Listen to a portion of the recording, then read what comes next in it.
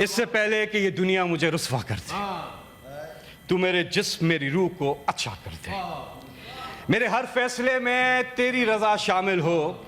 ये बंदा अल्लाह से कह रहा है, मेरे हर फैसले में तेरी रजा शामिल हो, जो तेरा हुक्म हो वो मेरा इरादा कर दे। मैं मुसाफिर हूँ, 100 रास्ते रास आते हैं मुझे, मेरी मंजिल को मेरे वास्ते रास्ता कर दे। बजट ये है कि आपके कितनी आपकी आमदनी है और कितने आपके खर्चे हैं। यहाँ पे हमें देखना है कि क्या हर घर जो है वो उसकी इतनी आमदनी है जितने खर्चे हैं? नहीं, बल्कि उसकी आमदनी कम और खर्चे ज़्यादा हैं।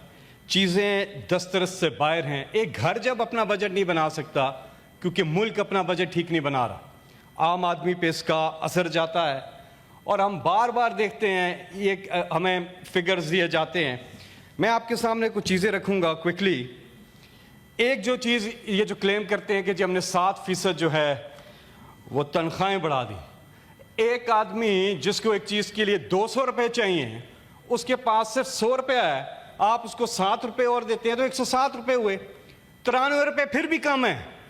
तो ये इजाफा किसी सूरत जो महंगाई है, जिस तरह से किचन आइटम सारी चीज़ें दस्तरस से बाहर हैं, तो ये इजाफा काबिल कबूल नहीं है और इसको खुद उन्होंने रिजेक्ट किया। ना यहाँ हुकूमत वाले बता सकते हैं बजट कैसा है, ना ओपोजिशन वाले बता सकते हैं।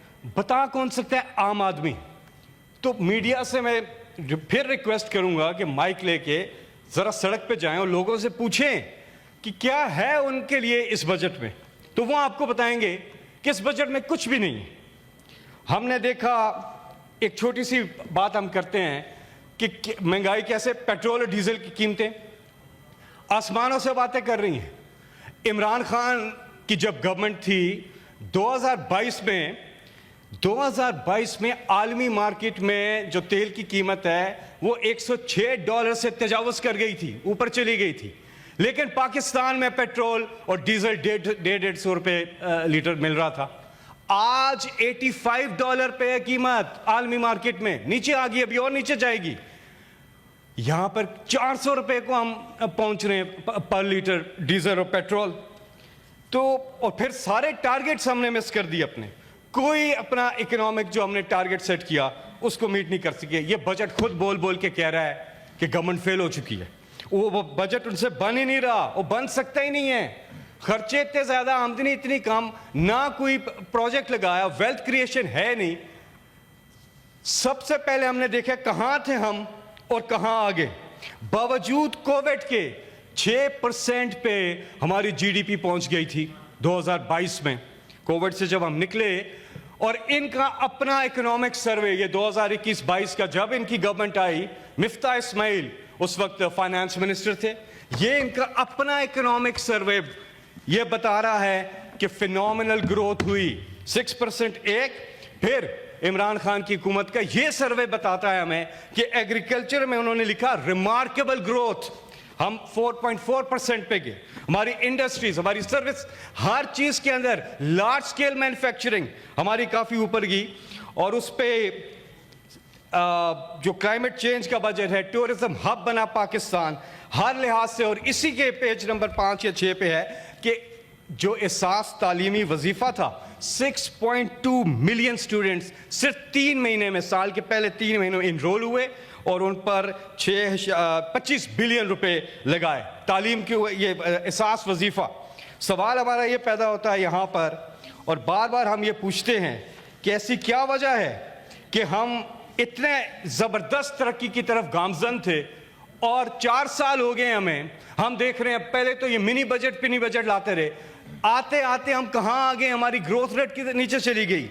कहाँ है वो एहसास प्रोग्राम, कहाँ है वो कफालत प्रोग्राम, कहाँ है वो तालीम वजीफा प्रोग्राम, कहाँ है वो हर खानदान के लिए 10 लाख रुपए सेहत के हवाले से खर्च है, कहाँ है वो सेहत कार्ड, कहाँ है वो फलाई मंसूबे, कहाँ है वो पनाह गाहें, कहाँ है वो कोई भूखा ना सोएगा प्रोग्राम, कहाँ है वो लंगर खाने, कहाँ है वो रेडी बांध की खुशहाली, कहाँ है वो किसान की खुशहाली, कहाँ है वो जरी तरक्की, कहाँ है वो इंडस्ट्रियलाइजेशन, कहाँ है वो रिकॉर्ड टूरिज्म, कहाँ है वो बिलासूद कर्जे, कहाँ है वो टेक्सटाइल की रिकॉर्ड तरक्की जहाँ लेबर शॉर्ट होगी, लेबर नहीं मिल रही थी फैसलाबाद में, कहाँ है वो कंस्ट्रक्शन इंडस्ट्री की भरपूर तरक्की, कहाँ है वो आईटी की जबरदस्त तरक्की, कहाँ है वो रिकॉर्ड एक्सपोर्ट्स हमारी, कहाँ है वो ईज ऑफ डूइंग बिजनेस, दुनिया में हम 6 नंबर पे चले गए थे, कहाँ है वो जाती इखराजात में कमी, कहाँ है वो बैनुल अक़वामी जो दौरे थे उनमें कमी, खर्चों में कमी, कहाँ है वो एहसास करने वाला लीडर,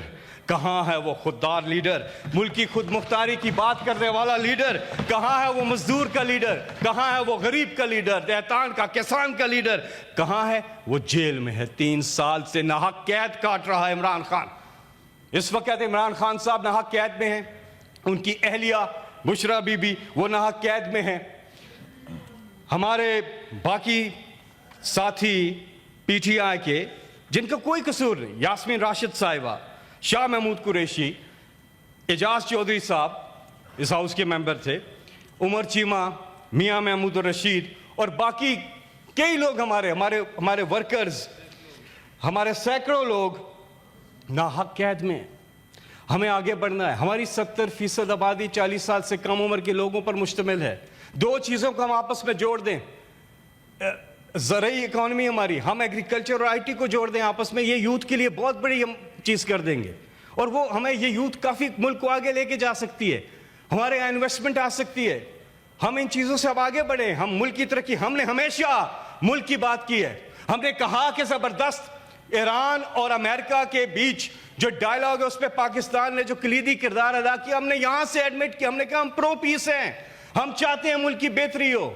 हमने इसको खुशाइन कहा और अल्लाह करे कि ये हो जाए जो कि हो रहा है, जबरदस्त पेशरफ्त हो रही है, मुल्क की बेहतरी है इसमें। हम पे जराई करते हैं, लेकिन जहां पे तनकीद करनी है हमें तनकीद भी करनी है। हमारे उमर अयूब खान अपोजिशन लीडर थे नेशनल असेंबली में, शिबली फराज इस हाउस के अपोजिशन लीडर थे, फिर साहबजादा हामिद रजा हैं, अहमद खान बचर जो पंजाब असेंबली के अपोजिशन लीडर हैं, अहमद चट्ठा, जरताज गुल, कमल जोसेफ, सनम जावेद, आलिया हमजा, खदीजा शाह, फराह आगा, आशा अली भुट्टा, रुबीना जमील, बहुत नाम है इनको, अब्दुल लतीफ चित्राली, ये सब अब इनको जेलों से बाहर लाया जाए। और हम नहीं कहते कि कोई डील करें या कोई, हम कहते हैं अदालतों के जरिए इंसाफ कायम किया जाए। जो मैंने कुरान की पहली आयत पढ़ी, अब देखें जब तक हम मुल्क में इंसाफ नहीं लेके आएंगे पाकिस्तान कभी तरक्की। अब बजट पे मैं वापस आऊंगा। अब मैं बात कर रहा था कीमतों की, रेट लिस्ट हम अपने सामने रखते हैं। पेट्रोल की मैंने बात की, डीजल की 150 रुपए लीटर थे, आज 400 को टच कर रहा है। बिजली 16 रुपए पर यूनिट, आज 50 से 70 रुपए पर यूनिट। गैस इसी तरह, आटा जो है, चावल 78 रुपीज़ का था, 78 से 100 रुपीज़ kg था, आज 200 रुपये से तजावज़ कर गया है। चीनी इसी तरह 87 थी, आज 176 रुपये चली गई। गोश्त 602 का था, 1250 है। अंडे 130 रुपये दर्जन मिल जाते थे, आज 500 से ऊपर है। घी जो है वो 5 लीटर का अब जो है वो 2300 का था, 3000 से ऊपर चला गया है। दाल, मूंग, दूध, दाल माश, आलू, प्याज, टमाटर, हर चीज की कीमत डबल से ज्यादा हो गई है। आम आदमी की जो चीजें किचन नहीं चलता, ये सारा रेट लिस्ट अगर आप इसका जायजा, ये हमारा नहीं है, ये इनका अपना डेटा बोल के कह रहा है। ये इकोनॉमिक सर्वे, दोनों इकोनॉमिक सर्वे मैंने पढ़े, दोनों इनकी हुकूमत के जारी किए हुए हैं। दोनों को आप आपस में जो स्टडी तो करें, पता तो चले हम अपनी इकोनॉमी को कहां थी और किधर लेके आए हैं। लेकिन अभी भी रास्ता है हमारे पास। हमने बात की कि किस तरह से हम अपने मुल्क को सही डायरेक्शन में, बेहतर इकोनॉमिक मैनेजमेंट है क्या, उसकी तारीफ करते हैं। बेहतर इकोनॉमिक मैनेजमेंट वो है जो इमरान खान ने करके दिखाई कि किस तरह से आपने अमीर से टैक्स लेकर गरीब पर लगाना है। यहां प्रॉब्लम आपने बड़ी जबरदस्त, अभी आप जब यहां थी आपने बड़ी जबरदस्त बातें की हैं। टैक्स नेट को हम बातें तो करते हैं, टैक्स नेट बढ़ा रहे हो, टैक्स नेट को हम नहीं बढ़ाते। जो पहले से टैक्स दे रहे हैं उस पर और बोझ डाल देते हैं। वो बेचारा तो पहले ही पिसा हुआ है, और से और बोझ डाल देते हैं, टैक्सेस की भरमार कर देते हैं हम। टैक्स नेट को बढ़ाएं, अमीर से पैसे लेके गरीब पे लगाएं, वेल्थ क्रिएशन लगे। इंडस्ट्रियलाइजेशन की तरफ पाकिस्तान जा रहा था, इतने अरसे के बाद हम इंडस्ट्रियलाइजेशन की तरफ जा रहे थे, वो बैठ गया, कोई इन्वेस्टमेंट नहीं आ रही है। हमारी पॉलिसीज, कोई पॉलिसी नहीं है हमारी ये क्या पॉलिसी है? हमने भी सारे आपके सामने रखे। अमेज़न पाकिस्तान आया उस दौर में, और इंटरनेशनल प्लेयर्स पाकिस्तान आ रहे थे, इन्वेस्टमेंट कर रहे थे, अब जा रहे, शेल चला गया, टेलेनॉर चला गया, पीएनजी चला गया, बाकी लोग भी जाने की क्यों? क्योंकि सरमाया यहां नहीं सरमायाकारी करना चाहते। हमने वो बिजनेस के लिए इन्वायरमेंट ही नहीं बनाया, इनेबल ही नहीं किया लोगों को। हम तो अपने लोग जो यहाँ पे हैं वो गरीब से गरीब हो रहे हैं। हमें ऐसे इंसेंटिव्स लोगों को देने चाहिए। हमारी इकोनॉमी, हम इकोनॉमिक एक्टिविटी रोक देते हैं, हम दुकानें जल्दी बंद करो जी, इकोनॉमिक एक्टिविटी रुकती है, इससे चलती नहीं है। पीएसएल के मैचेस होते, क्राउड नहीं जाएगा, क्यों नहीं जाएगा? वो टिकट लेके जाते हैं, इकोनॉमिक एक्टिविटी होती है। जब हम ऐसी पॉलिसीज लेके आएंगे जिनका कोई भला नहीं, आप जाए माइक लेके दुकानदारों से पूछे, उनका बुरा हाल है, वो उनको दुकान, वो अपने घर पैसा क्या लेके जाएंगे? मगरिब होती है 7:30 बजे, लोग दफ्तर से फारिग होते हैं, जाते आगे दुकानें बंद, कुछ चीज नहीं। इकोनॉमिक एक्टिविटी रोकती हमने। अब आगे अगर हालात ठीक हो रहे हैं, आप इस लेवी को तो खत्म करें। ये आपने वैसे लेवी लगाई हुई है, लोगों पे इतना बोझ डाला हुआ है। आज खित्ते में सबसे ज्यादा पेट्रोल और डीजल यहां महंगा मिल रहा है। जंग के असरात तो हर जगह जा रहे थे। क्या कोविड के असरात पूरी दुनिया में नहीं थे, बल्कि ज्यादा थे पूरी दुनिया में? उस वक्त इमरान खान ने बेहतर इकोनॉमिक पॉलिसी लाके अपने गरीब आदमी पे बोझ नहीं पड़ने दिया। उन्होंने कहा मैं आम आदमी पर बोझ नहीं डालूंगा। ये कोई रॉकेट साइंस नहीं है, ये कुछ दिमाग बैठकर ऐसी पॉलिसी बना सकते हैं जिसमें लोगों का भला हो। वर्ल्ड बैंक ने सर्वे किया इमरान खान के दौर में, 222 ममालिक में सर्वे किया, 3,333 सोशल वेलफेयर के प्रोजेक्ट्स उठाए, और एहसास प्रोग्राम दुनिया के चौथे नंबर पे आया। दुनिया के चौथे नंबर पे आया। ये 3,333 प्रोग्राम है। आज कहां है वो प्रोग्राम? जरा डिटेल्स, या तो है ही नहीं, बैठा ही नहीं हुआ। लेकिन आके मैं वाइंड अप कर रहा हूं, मैं ये कह रहा हूं कि ये पूरा जो मैंने आपके सामने फैक्ट्स एंड फिगर्स सारी चीजें रखी हैं, ये हम किस तरफ अपनी इकोनॉमी को लेके जा रहे हैं? वो कहता है शायर कि भूख फिरती है मेरे मुल्क में नंगे पांव, भूख फिरती है मेरे मुल्क में नंगे पांव, रिस्क जालिम की तिजोरी में छुपा बैठा है। हमें एक सवाल करना है कि हमारे हुक्मरानों के पास कितना पैसा है और कितना चाहिए। आप अपने बैरून मुल्क सासे फरोख्त करें, वो अपने पास ही रखिए पैसा, लेकिन वो पैसा पाकिस्तान के बैंकों में रखें। आप देखिए हमारी इकोनॉमी कैसे उठती है। हम इधर उधर देख रहे होते हैं, हाल हमारे पास हमारे ओवरसीज। सुन तो नहीं, मैं वाइंड अप कर रहा हूँ, मैं वाइंड अप कर रहा हूँ। देखिए हमेशा जो बजट स्पीच होती थी उसमें कोई कदगन नहीं होता था टाइम जी, हमेशा होता था। आई एम सॉरी, साल में एक ही मौका आता है जिसमें आप बात, मुझे मैं अपनी बात खत्म करता हूँ जी, करें जी जी, ये कोई नई बात कर तो हाँ बात खत्म करता हूँ। तो मैं ये कह रहा था कि हमारे ओवरसीज जो हैं वो इतना कंट्रीब्यूट कर देंगे, लेकिन उसके लिए हमें एक चीज करनी है। देखिए इलेक्शन हुआ, उसमें लोगों ने उस प्रोसेस में हिस्सा लिया, जबरदस्त लिया, बावजूद इसके लीडर बंद, लीडरशिप बंद, कैंपेन बंद, भला बंद, सारी चीजें बंद, लेकिन कौम का जज्बा बुलंद। उन्होंने इससे ज्यादा मंशा का इजहार क्या करें कि इंतखाबी पहली बार पाकिस्तान की तारीख में वो इलेक्शन हुआ 2024 में जहां उम्मीदवार ने वोटर को नहीं ढूंढा, वोटर ने उम्मीदवार को ढूंढा है कि किस इमरान खान ने हाथ रखा है मैं उसको वोट दूं। ये जो ट्रस्ट डेफिसिट होता है ना, जब आपका ट्रस्ट डेफिसिट आ जाए, सारे डेफिसिट बढ़ते हैं, fiscal deficit, trade deficit, current account deficit, सब बढ़ते हैं। क्यों बढ़ते हैं? Trust deficit.